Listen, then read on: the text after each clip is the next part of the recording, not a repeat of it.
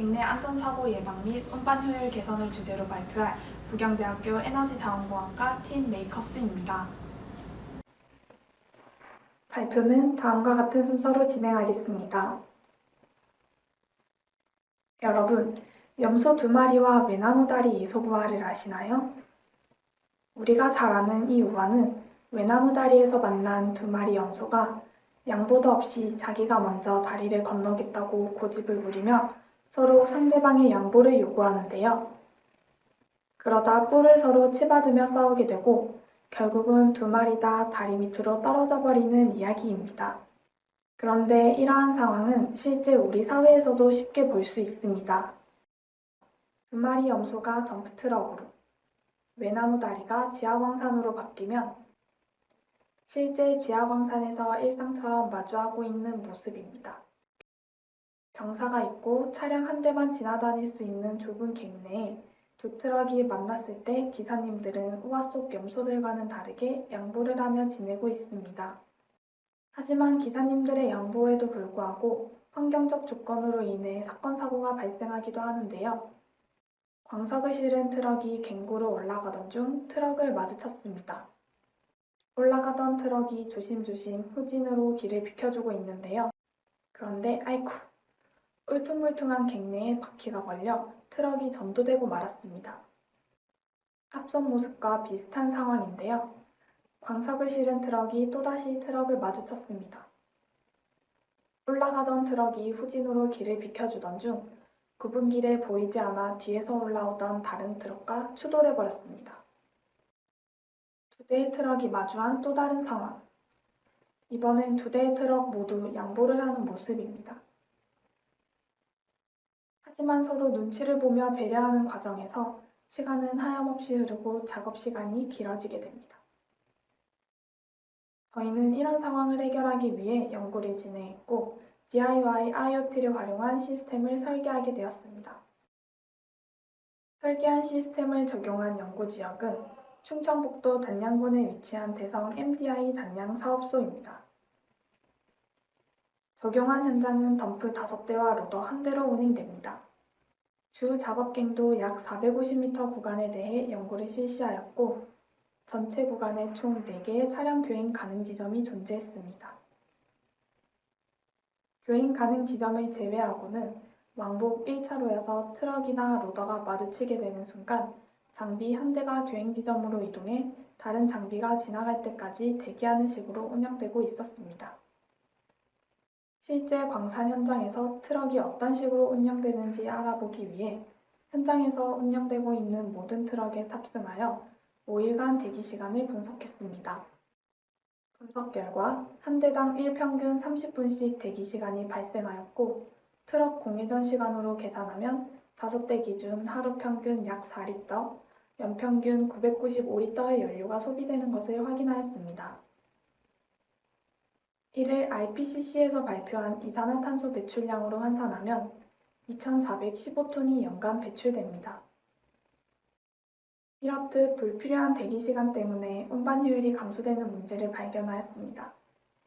안전사고를 예방하고 운반 효율을 개선할 수 있는 시스템 개발의 필요성을 느껴 현장의 환경과 기존 사례를 기반으로 트럭의 이동 방향과 위치를 파악할 수 있는 진입 제어 시스템을 개발하고자 하였습니다. 이를 실현하기 위해 차량 진입 제어 방향을 단방향, 양방향 두 가지로 구현해 보았습니다.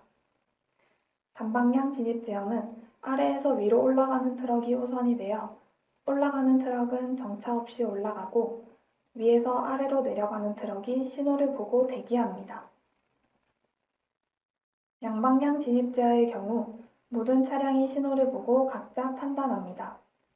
늦게 진입한 트럭이 신호를 보고 대기합니다.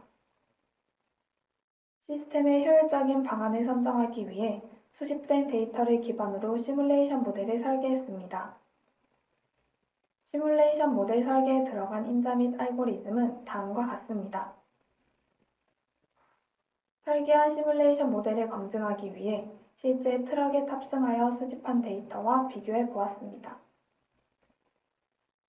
분석 결과 실제 일평균 총 대기시간은 31분, 시뮬레이션 1 평균 총 대기시간은 37분으로 유사하게 나타났습니다.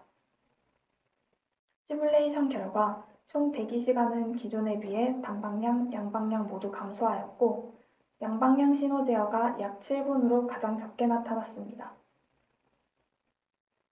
따라서 양방향 신호 제어 방식으로 시스템을 구성하려 하였으나 경사진 갱내에는 무거운 광석을 실은 실차의 재출발이 어렵고 운전자의 판단으로 인한 지연이 발생한다는 현장 작업자들의 피드백을 받았는데요. 피드백을 통해 대기시간이 가장 짧은 양방향이 아닌 단방향 진입 제어로 시스템을 구성하였습니다. 인터넷이 되지 않는 지하광산에 시스템을 도입하기 위해 보드끼리 자체 무선 통신이 가능한 ESP 보드를 채택하였고 트럭에는 블루투스 비콘을 부착해 인식했습니다.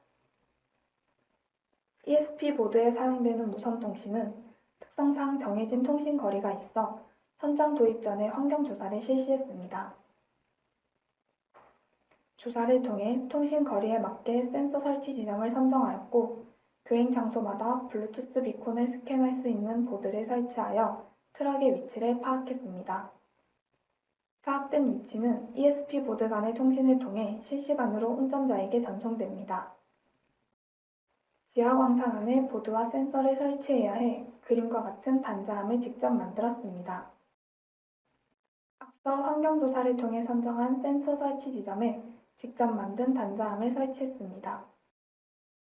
지하광산 특성상 전기 사용이 제한적이라 단자함마다 220V 콘센트를 하나만 사용하도록 설계했고 콘센트를 단자함 하단으로 빼 외부 전원을 인가해줬습니다. 트럭에서 다른 트럭의 위치를 파악하기 위해 교행 지점을 기준으로 주 작업 갱도를 4개의 구간으로 나눴고 트럭 내부의 태블릿 PC에서 확인할 수 있도록 어플리케이션을 만들었습니다.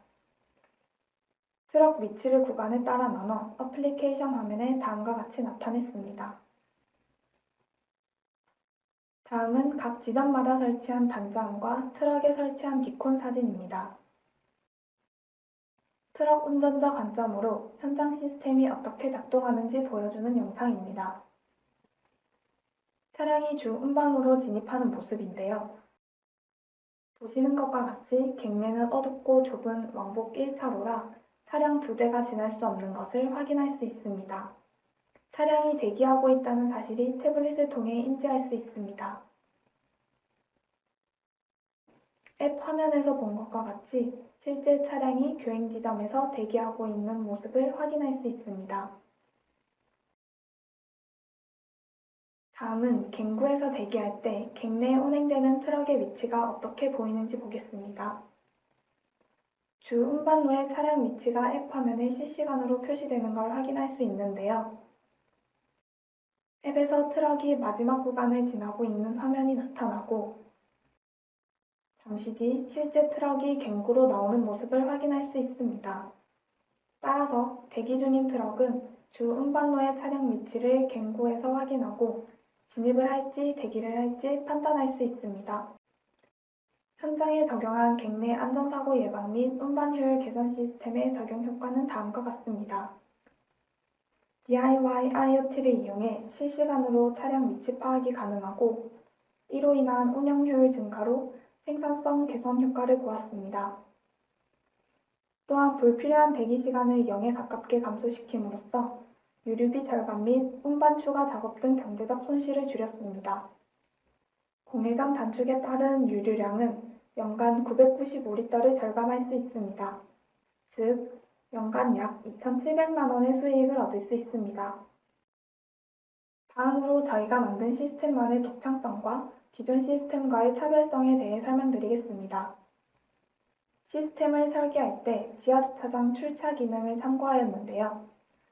지하주차장에 사용되고 있는 출차 시스템은 광산 현장에 적용하기에 여러 문제점들이 있습니다. 첫째, 차량이 진입하면 특정 시간 동안 불이 들어오게 설계되어 있어 차량의 정확한 위치를 파악하기 힘듭니다. 둘째, 지하주차장 시스템은 왕복 2차로로 출차와 입차가 구분되어 있어 차량의 방향성을 고려하지 않고 있습니다. 따라서 이를 왕복 1차로 광산 현장에 적용할 경우 장비가 내려가는지 올라가는지 방향성 파악이 어렵습니다. 반면 저희가 만든 시스템은 장비에 설치된 비콘을 실시간으로 인식해 위치를 파악하기 때문에 차량의 정확한 위치 파악도 가능할 뿐더러 직접 만들고 설계한 DIY IoT를 통해 장비가 아래로 내려가는지 위로 올라가는지 또한 파악이 가능합니다. 이것이 기존 시스템과 차별적인 DIY IoT를 활용한 객내 안전사고 예방 시스템의 혁신점입니다. 마지막으로 현장에 도입한 시스템으로 인해 개선된 점들과 향후 시스템을 발전시켜 나갈 점들에 대한 인터뷰를 보여드리겠습니다. 먼저 대성 MDI 단양사업소 소장님의 인터뷰를 보겠습니다. 대성 MDI 단양사업소 소장 한기승입니다. 시스템 도입 전에는 저희들이 차량이 객내에서 운반을 하는데 가장 큰 문제는 교행 장소 추돌 문제가 가장 큰 문제였어요. 근데 저희가 이 시스템을 도입하고 나서부터는 차량들도 태블릿 PC를 활용을 해서 차량이 어디에서 올라오는지 또 위치가 어디인지 그걸 정확하게 파악할 수 있어서 추돌 위험을 방지할 수 있고 그리고 운행 횟수도 증가하는 데 가장 큰 효과를 보고 있습니다. 저희가 사실은 이 강산이 다른 IT 쪽보다 모든 게 늦어졌다고 저희는 생각을 해요. 근데 지금 학생들이 계속 움직이는 것을 보고 자원산업의 미래도 IT 쪽을 금방 따라갈 수 있겠구나 그러한 생각을 하게 됐습니다. 마지막으로 팀 메이커스의 인터뷰를 보겠습니다. 저는 이번 연구에 참여하면서 전공 시간에 배웠던 이론이나 실습 기술들을 아주 유용하게 활용했었는데요.